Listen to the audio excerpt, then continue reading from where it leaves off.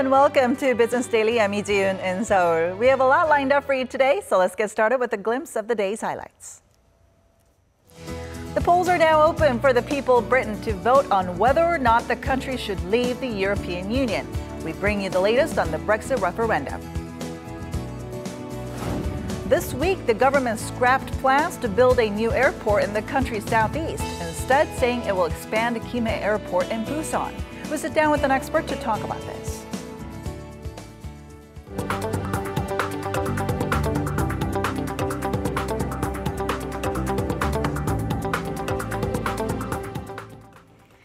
It's June 23rd, the day Britain, the European Union, and the world have been anxiously waiting for. Brits have started heading to the polls to decide whether the UK stays in or withdraws from the EU. Our Hwang Ho-jun has the latest. To leave or not to leave? That's the question. A decision that will have an impact on the entire world, let alone the UK and the EU, is now in the hands of Britain's 46.5 million eligible voters. The latest poll suggests the race is neck and neck. As of Wednesday, support for Remain was slightly higher than for Leave, but still well within the margin of error. Leaders of both sides have passionately pleaded with citizens who still might be on the fence. The absolutely key thing tomorrow as people go to vote is to vote on the economy, to vote for jobs, to vote for livelihoods, to vote for Remain. You've got the EU Commission sitting instead of us deciding how fish stocks, our UK fish, are going to be parcelled up and divvied up. So you take back control, and I think it will be a big, big moment for democracy in this country and around Europe. Polling stations in the UK have been open since 7 a.m. Thursday and will close at 10 p.m. local time. That's 6 a.m. Friday in Korea. No exit polls will be taken, but the voter turnout will be announced soon after polling stations close. The official result will be announced shortly after all votes are totted up, which will be around 3 p.m. on Friday, Korea time. Hwang Ho-jun, Business Daily. Next week, the Korean government will lay out measures to support employment in the country's shipbuilding sector that's widely expected to see massive layoffs following the government's restructuring drive. Finance Minister Yoo Il-ho made this announcement as he visited Hyundai Heavy Industries, one of the country's top 3 shipbuilders, on Thursday.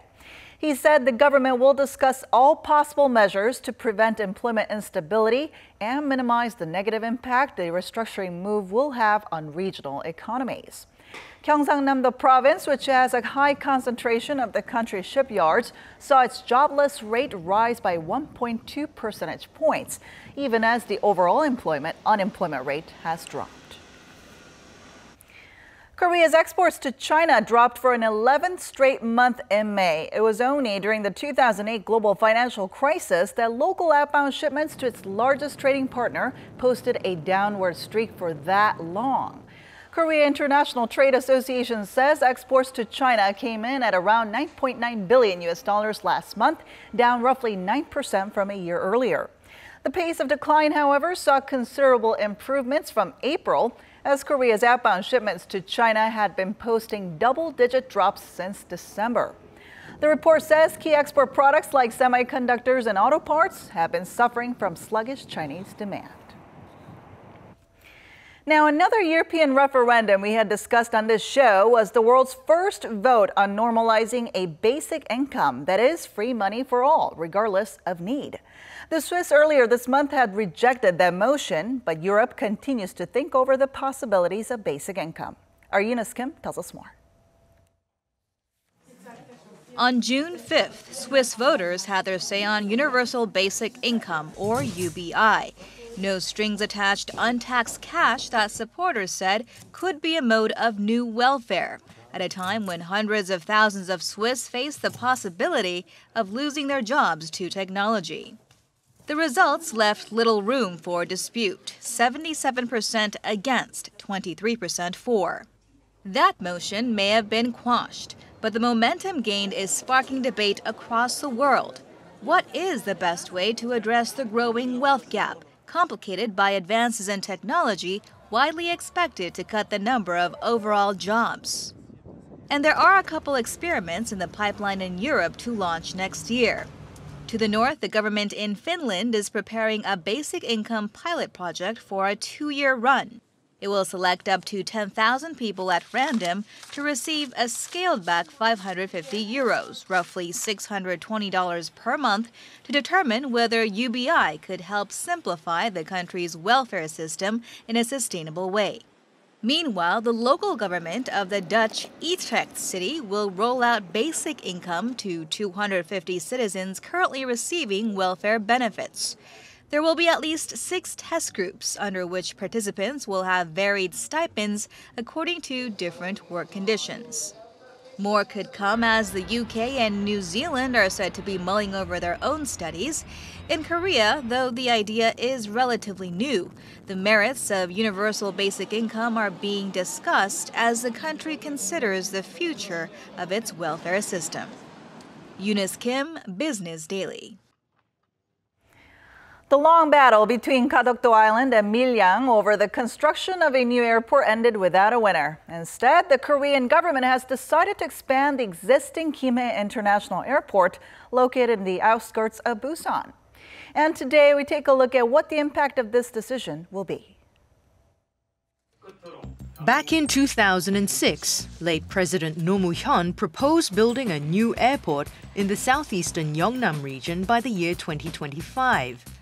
Then former President Lee Myung-bak made an election pledge during his 2007 presidential campaign to make that new airport plan a reality.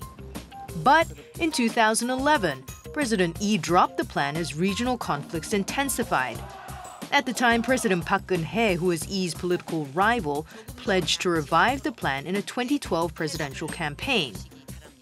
But this week, the Ministry of Land, Infrastructure and Transport picked neither Gadeokdo Island in Busan nor Miryang in Gyeongsang-namdo Province, instead announcing it would expand Gimhae International Airport.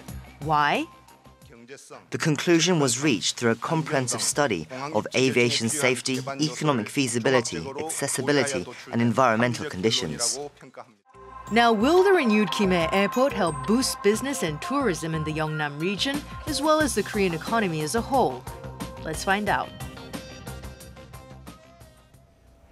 And to tell us more about this, we have Professor Kim Se-won from Ewha Women's University joining us in the studio today. So good to see you, Professor. Pleasure to be here. All right, so before we get started, I know we heard about it in our report, but can you tell us how this latest airport plan came about and what the underlying conflict was?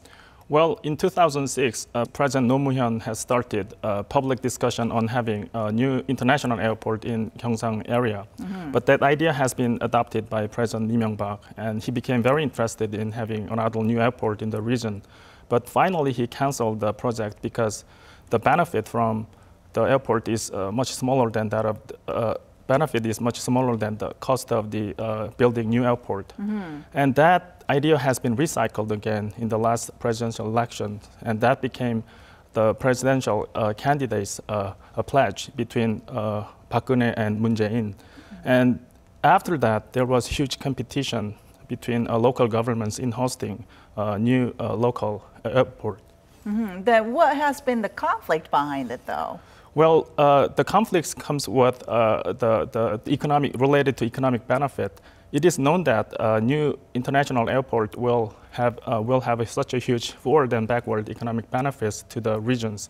So that is the main reason why local governments and politicians had a kind of emotional competition between having a new airport. Going along with that, what kind of economic benefits were these two sites expecting then? Well, because of the new airport in the region, that will comes with more sightseeings and more employment and more constructions and more related hotels and sightseeing businesses. So that is the main part of the benefit by having new airport. All right, well, obviously those hopes have been set aside for now, but in making the final decision, what kind of standards were used to determine whether a new airport can be built? Well, the most important standard is a strong demand for air travel from the region. So Gyeongsang area is kind of known for having over 70% of the manufacturing facilities in Korea. So there is a strong and increasing demand for international air travel. And in conducting this kind of also big projects, Korean governments compares the benefit and cost of the new projects. The benefit comes with economic benefit of the region and the convenience of the passengers and the efficiency in air travel. But the cost include, of course, the construction cost and environmental cost. So for starting the projects, the benefits should be bigger than the cost of the new projects. So what could be some of the other reasons that the government has chosen the expansion of the existing Gimhae International Airport over building a new one? Well, ADPI, which is a French construction and engineering company, conducted a study on new airport projects. Okay. So according to ADPI, expanding Gimhae Airport is less expensive and more environment friendly compared to other two options in Gadeokdo Island and the Miryang. So that's the major reason why Korean government decided to expand the Gimhae Airport. And I also believe that there was political factors reflected in the last decision for lessen the conflicts between the regions in Gyeongnam area. All right. Well, at this point, we're wondering how Gimhae Airport will be transformed and renewed, because what's the government's plan on this, and how will it, I guess, how will this expansion help the region economically? Well, according to the government's, actually, the Department of Transportation, the passenger capacity or size of the Gimhae Airport will be increased over by 8 times. 8 times? So the current passenger capacity is only 4.6 million passengers per year, but that will be increased up to 38 million passengers per year. Wow. So that means expanded Gimhae Airport will be larger than Gimpo Airport. Then how would this help the region, though, economically? As I said again, there will be forward and backward economic impacts, more employment in the region, and more restaurants and more hotels, and more international travel-related facilities. So that's the major economic impacts of the new airports. All right, so the goal now is to renew Gimhae Airport by 2026, but obviously there are many tasks that lie ahead. What are some of those tasks? Well, the expansion of the Gimhae Airport comes with safety problems and environmental problems. Gimhae Airport is surrounded by heavily populated residential area, like apartments. Yes. So expansion of the Gimhae Airport means that there will be more safety problems and noise problems. And also, Gimhae Airport is partially used by Korean Air Force. So that problem should be well taken care of too. All right. Thank you so much for coming in today, Professor. Thank you very much.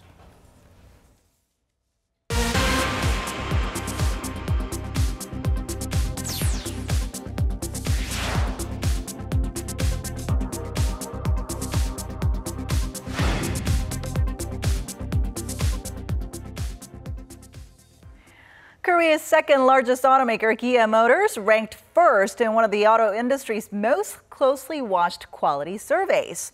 This is the first time in 27 years that a non-luxury brand has topped the J.D. Power study, which is an annual initial quality study of new cars sold in the U.S.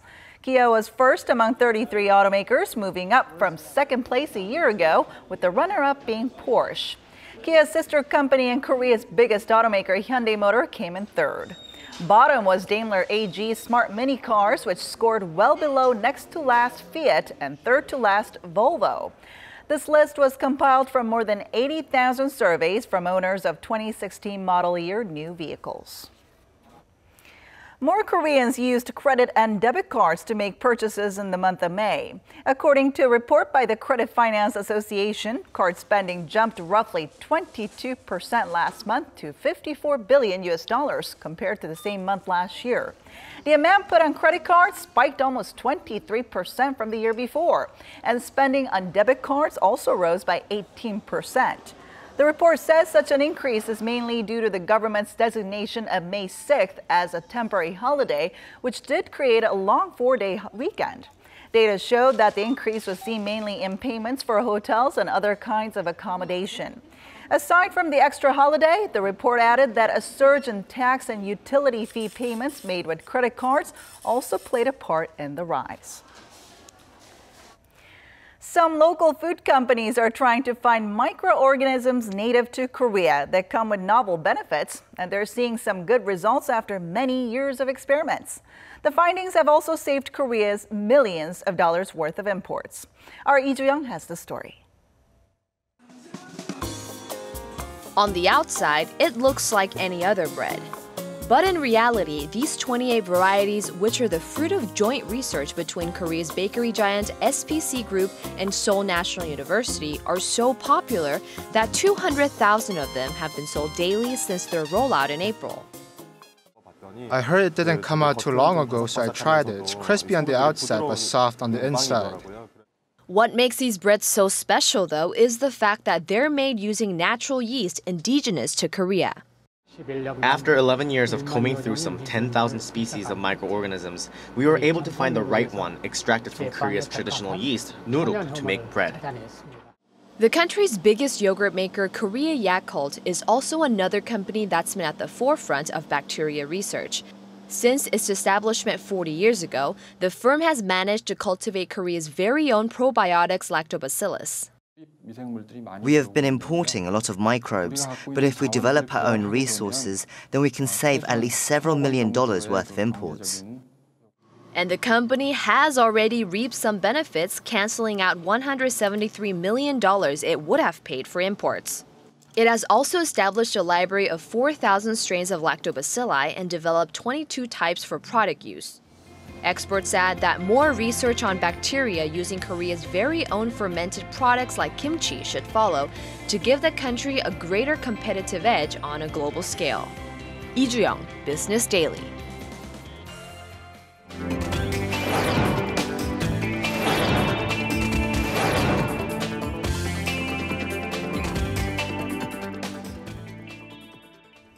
And that wraps it up for today. Thanks for watching, and we'll be back tomorrow with more at the same time, same place for your Business Daily. Until then, goodbye.